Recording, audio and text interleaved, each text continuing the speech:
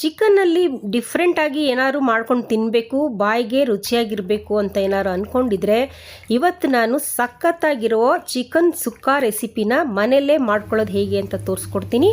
ಸಖತ್ತು ಟೇಸ್ಟಿಯಾಗಿರುತ್ತೆ. ಮನೇಲಿ ಮಕ್ಕಳು, ದೊಡ್ಡವರು, ಚಿಕ್ಕವರು ಎಲ್ಲರೂ ಇಷ್ಟಪಟ್ಟು ತಿಂತಾರೆ. ಅಷ್ಟೊಂದು ಟೇಸ್ಟಿಯಾಗಿರುತ್ತೆ. ಖಂಡಿತ ರೆಸಿಪಿನ ಒಂದ್ಸಲ ಟ್ರೈ ಮಾಡಿ ನೋಡಿ. ನಮಸ್ತೆ, ಶುಶಿ ಅಡಿಗೆ ಚಾನಲ್ಗೆ ನಿಮ್ಮೆಲ್ಲರಿಗೂ ಸ್ವಾಗತ. ಬನ್ನಿ ರೆಸಿಪಿ ಮಾಡೋದು ಹೇಗೆ ಅಂತ ನೋಡೋಣ. ಅದಕ್ಕಿಂತ ಮುಂಚೆ ದಯವಿಟ್ಟು ವಿಡಿಯೋನ ಸ್ಕಿಪ್ ಮಾಡಿದ್ರೆ ಕೊನೆವರೆಗೂ ನೋಡಿ. ಇಲ್ಲಿ ನಾನು 1 kg ಚಿಕನ್ನ ಚೆನ್ನಾಗಿ ತೊಳೆದು ತೆಗೆದಿಟ್ಕೊಂಡಿದ್ದೀನಿ.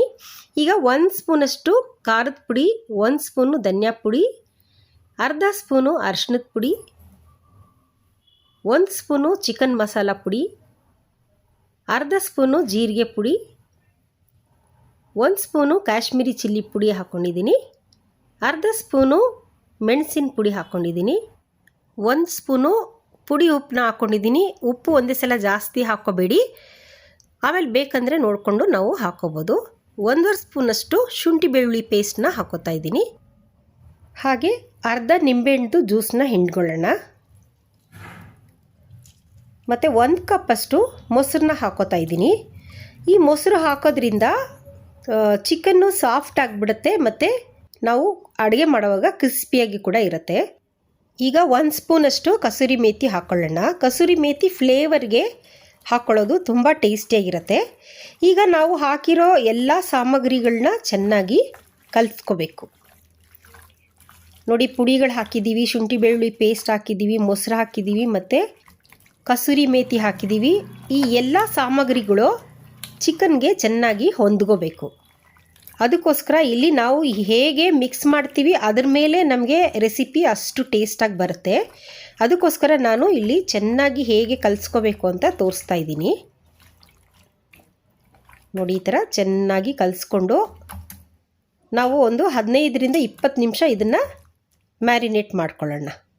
ಒಂದು ತಟ್ಟೆ ಹಾಕಿ ಮುಚ್ಚಿಬಿಡೋಣ.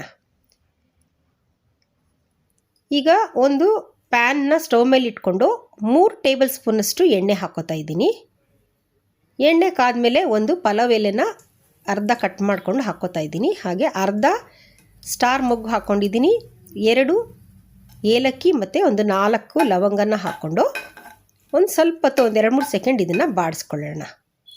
ಇಷ್ಟೇ, ಇನ್ನೇನು ಸಾಮಗ್ರಿಗಳು ಇದಕ್ಕೆ ಹಾಕೋದಿಲ್ಲ. ತುಂಬ ಟೇಸ್ಟಿಯಾಗುತ್ತೆ ರೆಸಿಪಿ. ಈಗ ನೋಡಿ, ನಾವು ಮ್ಯಾರಿನೇಟ್ ಮಾಡಿ ಇಟ್ಕೊಂಡಿದ್ವಲ್ಲ ಚಿಕನ್ನು, ಒಂದು 20 ನಿಮಿಷ ಆಗಿದೆ. ಆ ಚಿಕನ್ನೆಲ್ಲನೂ ಈಗ ನಾನು ಈ ಎಣ್ಣೆಯಲ್ಲಿ ಹಾಕ್ಕೊಂಡು ಒಂದು ಸ್ವಲ್ಪ ಹೊತ್ತು ಚೆನ್ನಾಗಿ ಫ್ರೈ ಮಾಡಬೇಕು. ಬಿಸಿ ಎಣ್ಣೆಯಲ್ಲಿ ಚಿಕನ್ನೆಲ್ಲ ಒಂದು ಸ್ವಲ್ಪ ಹೊತ್ತು ಫ್ರೈ ಆಗಬೇಕು.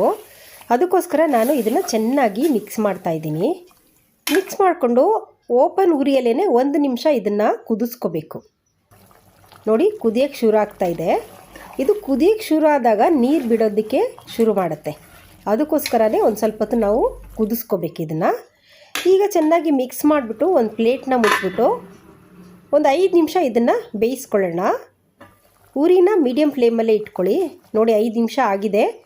ನೀರೇನು ಹಾಕಿಲ್ಲ, ನೋಡಿ ಎಷ್ಟೊಂದು ನೀರು ಬಿಟ್ಕೊಂಡಿದೆ.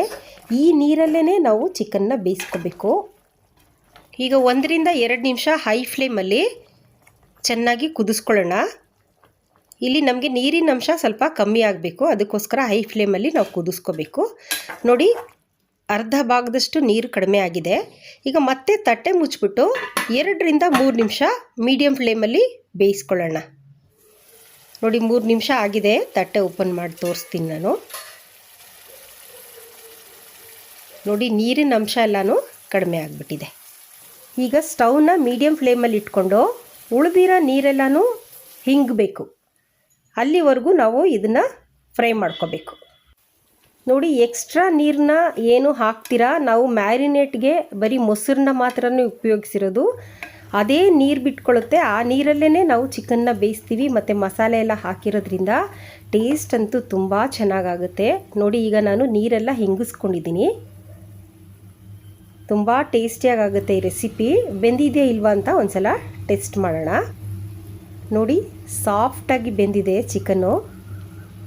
ಇಷ್ಟಾದರೆ ಸಾಕು. ಈಗ ನಾವು ಸ್ಟವ್ನ ಆಫ್ ಮಾಡ್ಕೊಂಬಿಡೋಣ.